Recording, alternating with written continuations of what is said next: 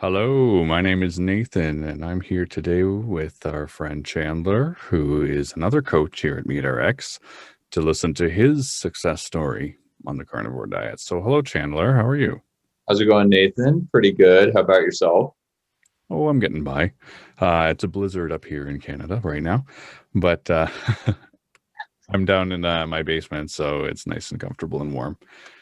Awesome. It's important to stay warm. I'm a little jealous, though. It's cold and no snow here. So, Uh, that's too bad. All right, so I'm going to jump right in here and ask you what your health was like before the carnivore diet. so before the carnivore diet, my health had been pretty good up until I guess when I was 21 years old and was diagnosed with Lyme disease and co-infections of Babesia, which is the tick-borne parasite, and Bartonella, which is another bacteria that ticks can transmit. Um, at the time, I also was diagnosed with an autoimmune disorder called pediatric autoimmune disorder associated with strep, or PANDAS for short. Um, this was kind of a big setback for me. I had to end up dropping out of college for a year and a half and was pretty much bedridden. Um, and it was through this experience that I realized I maybe wasn't in as good of health as I originally thought I was. Up until that point, my diet was heavily revolving around the standard American diet and pretty much eating breakfast sandwiches right when I woke up, snacking all day until lunch, having another big lunch of, a sub or sandwiches, and then eating similar meals for dinner.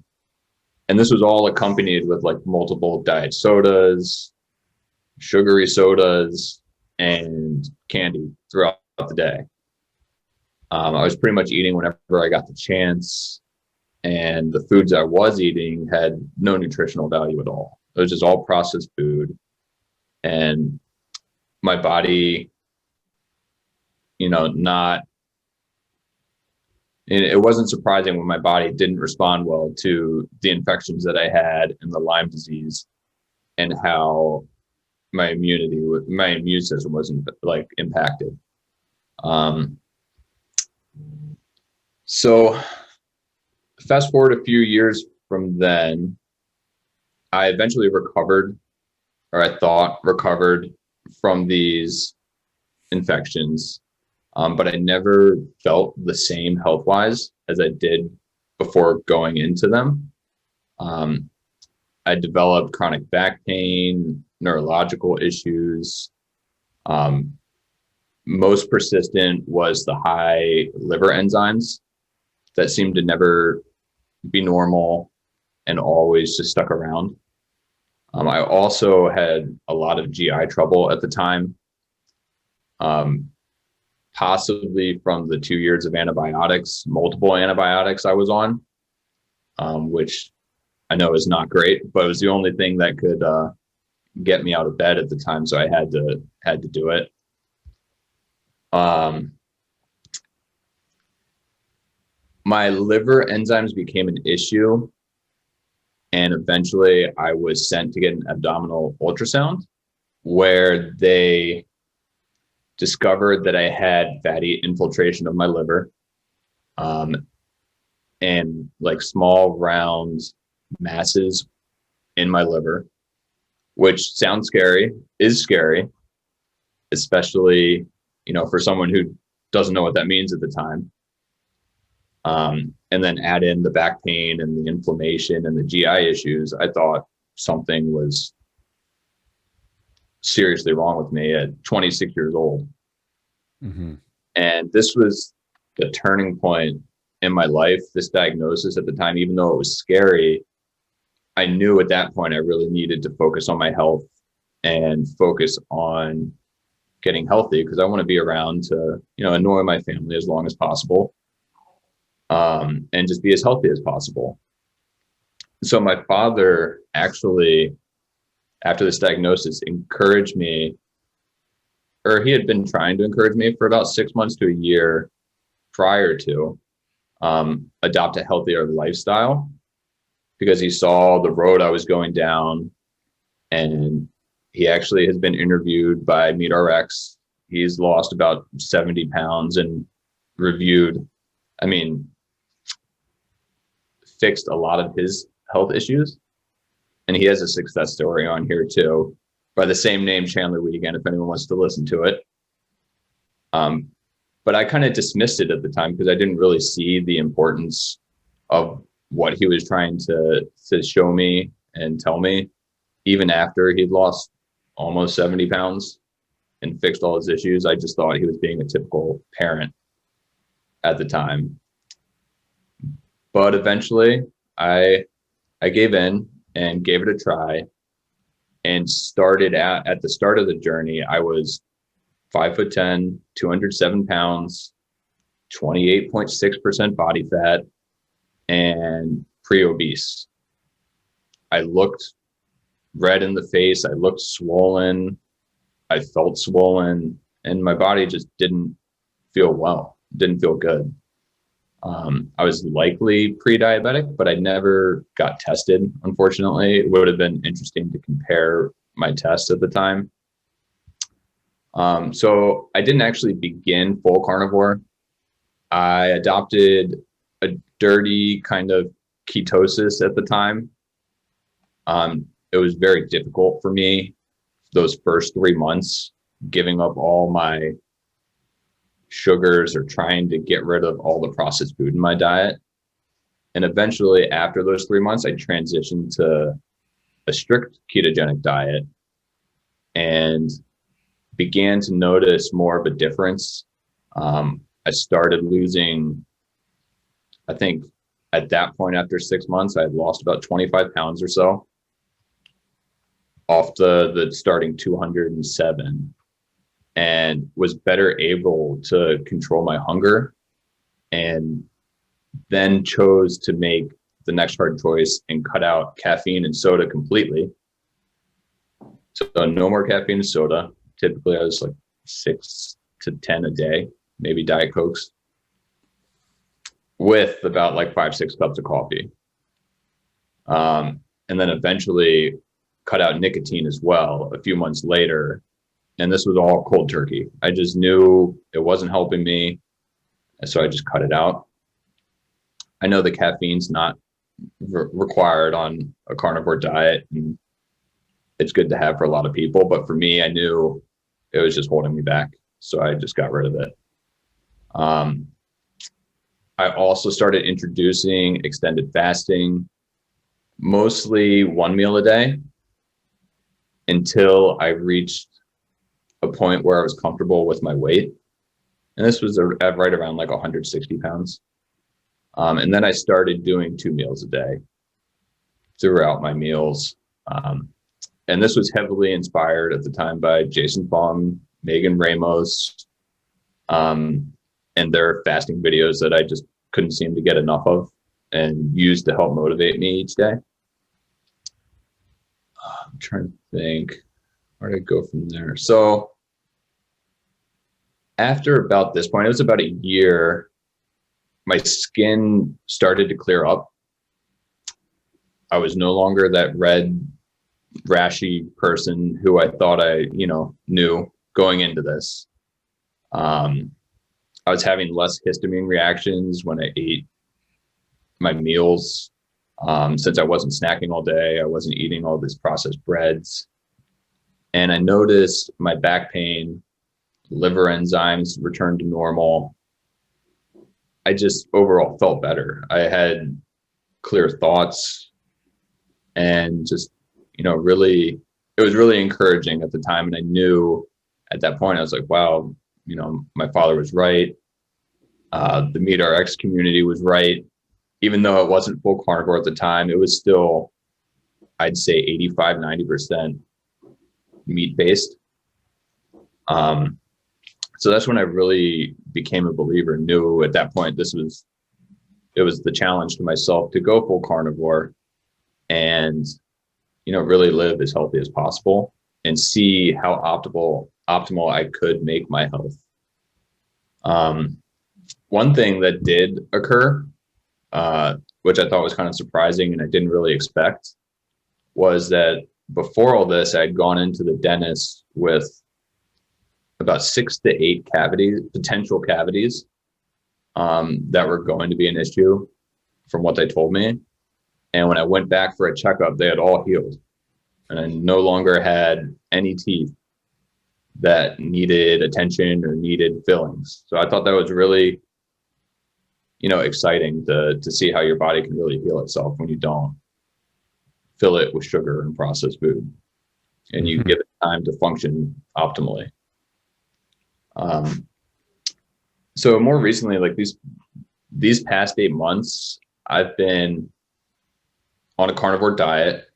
6 of those were under supervision from the carb addiction doc, Dr. Sives. I just knew I needed some additional support to cut out those carbs that I was used to on the ketogenic diet. And also I wanted to check my blood work just to make sure, everything was normal where it should be, and just kind of have a basis going into my carnivore journey to look at. So my diet on this diet is pretty much ground beef, 80-20, the cheapest ground beef I can find. Sometimes I try to find grass fed if I can. It's kind of difficult to source, but for me, it's just what satiates me the most and really is most enjoyable at mealtime. Maybe a filet every now and then. But I do allow myself dairy. I feel it's just that extra something I enjoy, and since my body can tolerate it, I like having a couple slices of cheese with my meal. Eggs, not so much. I don't really tolerate them as well, so I just tend to avoid those completely. Typical day for me, I eat about 2 meals, mostly noon, and then again right around 7 or 8.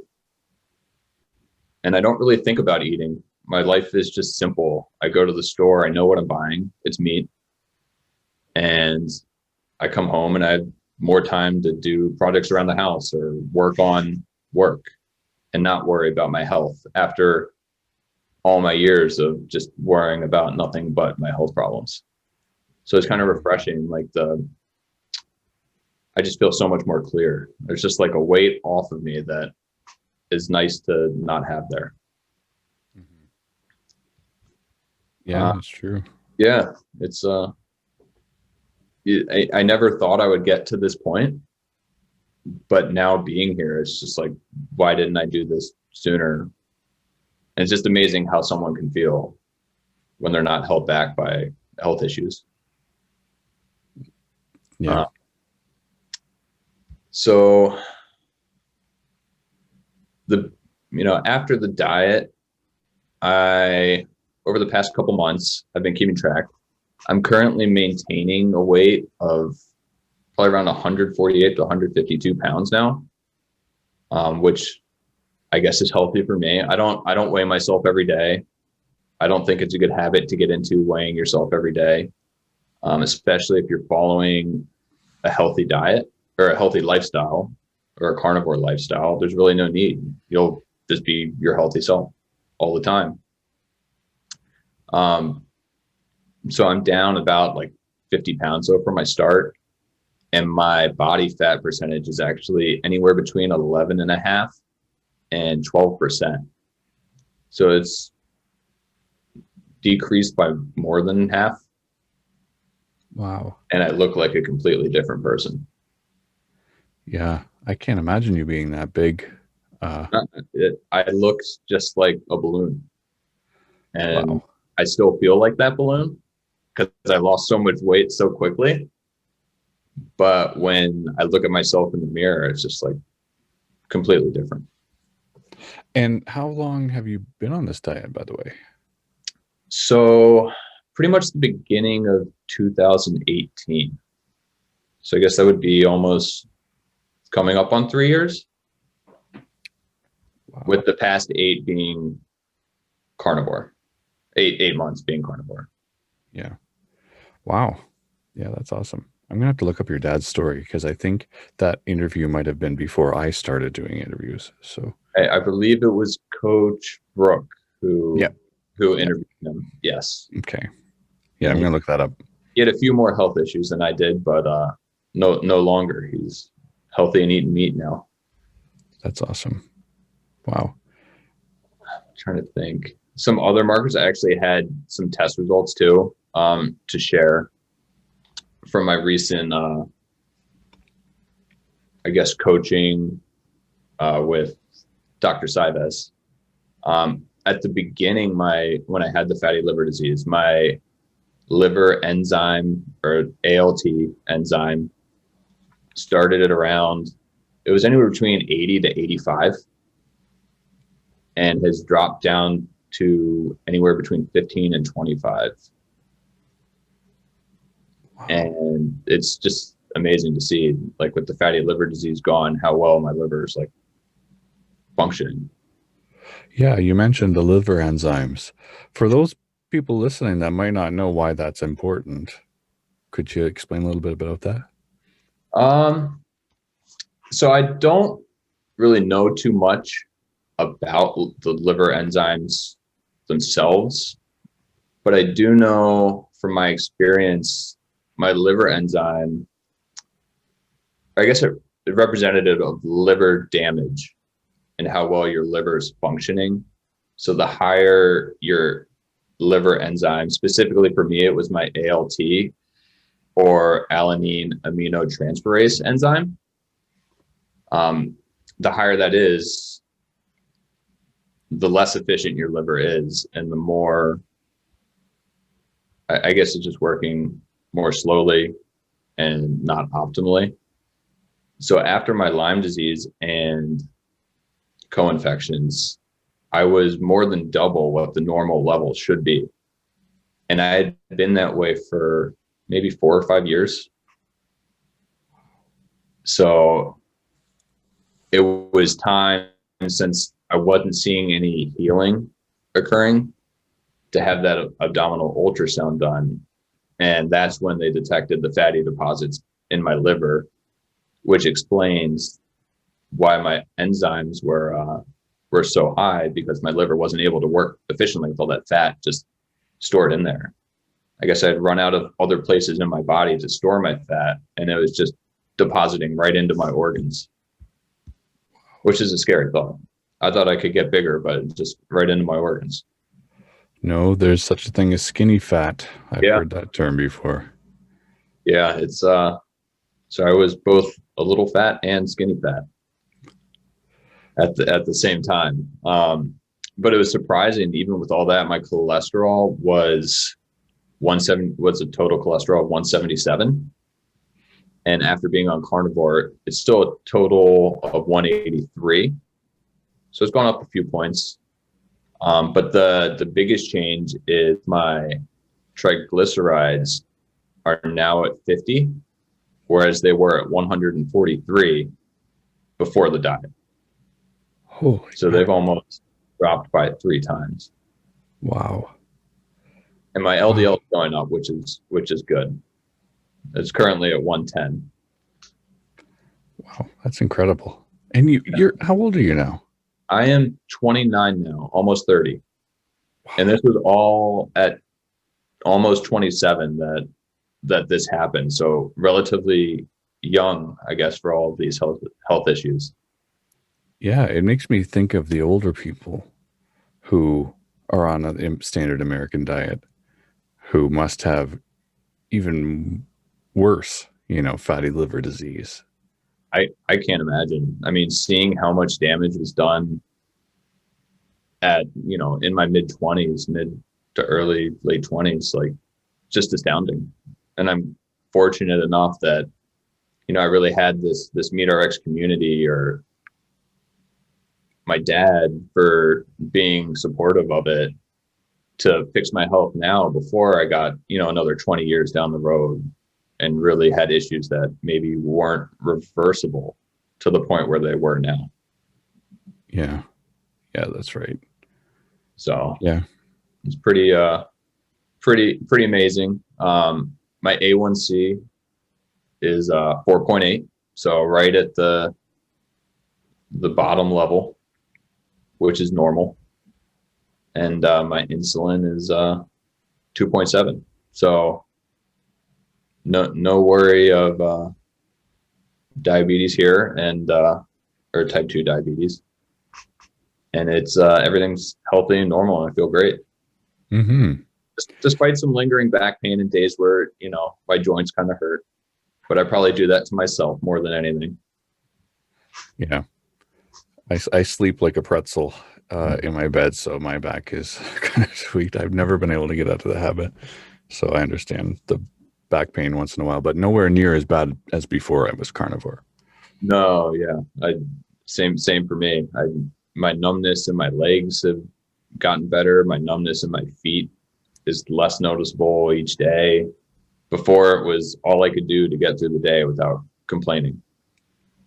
And my wife, unfortunately, took the brunt of that complaint, and she's very happy that I don't bring that up much anymore.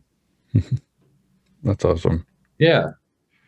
And it's interesting that you decided you wanted to become a coach, because in almost all the interviews I do, the people want to help other people as soon as they have realized how much better their health is, how much better they feel. They want to turn around and start helping other people find this way of eating. So what made you want to become a coach? So I guess mostly the same reasons. I feel like I'm at a point now where I've achieved this success and have a better understanding of the lifestyle and all the work involved to get to the point where, someone would like to be, I guess, the end point, their goal.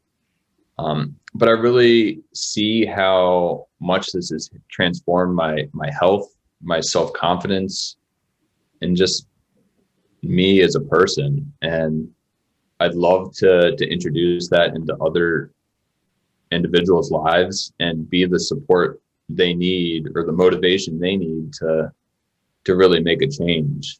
And I know how hard it was for me. I know how many times I fell off the wagon, restarted, was upset with myself, and was really hard on myself. And without a support system, I don't know if I could have done it or made the change.